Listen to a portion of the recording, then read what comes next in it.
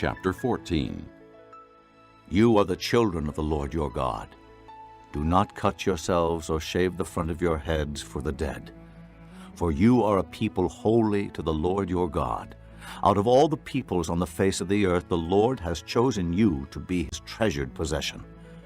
Do not eat any detestable thing. These are the animals you may eat: the ox, the sheep, the goat, the deer, the gazelle, the roe deer, the wild goat, the ibex, the antelope, and the mountain sheep. You may eat any animal that has a split hoof, divided in two, and that chews the cud.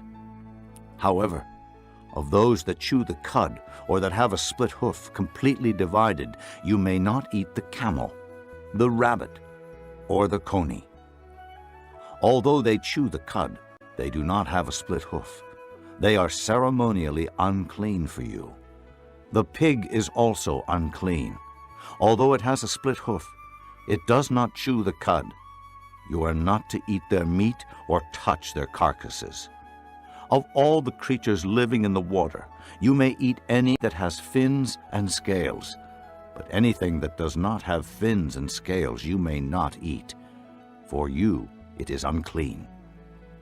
You may eat any clean bird, but these you may not eat: the eagle, the vulture, the black vulture, the red kite, the black kite, any kind of falcon, any kind of raven, the horned owl, the screech owl, the gull, any kind of hawk, the little owl, the great owl, the white owl, the desert owl, the osprey, the cormorant, the stork, any kind of heron, the hoopoe, and the bat. All flying insects that swarm are unclean to you. Do not eat them, but any winged creature that is clean you may eat. Do not eat anything you find already dead. You may give it to an alien living in any of your towns, and he may eat it, or you may sell it to a foreigner. But you are a people holy to the Lord your God. Do not cook a young goat in its mother's milk. Be sure to set aside 1/10 of all that your fields produce each year. Eat the tithe of your grain, new wine, and oil, and the firstborn of your herds and flocks in the presence of the Lord your God at the place he will choose as a dwelling for his name, so that you may learn to revere the Lord your God always. But if that place is too distant, and you have been blessed by the Lord your God and cannot carry your tithe, because the place where the Lord will choose to put his name is so far away, then exchange your tithe for silver, and take the silver with you and go to the place the Lord your God will choose.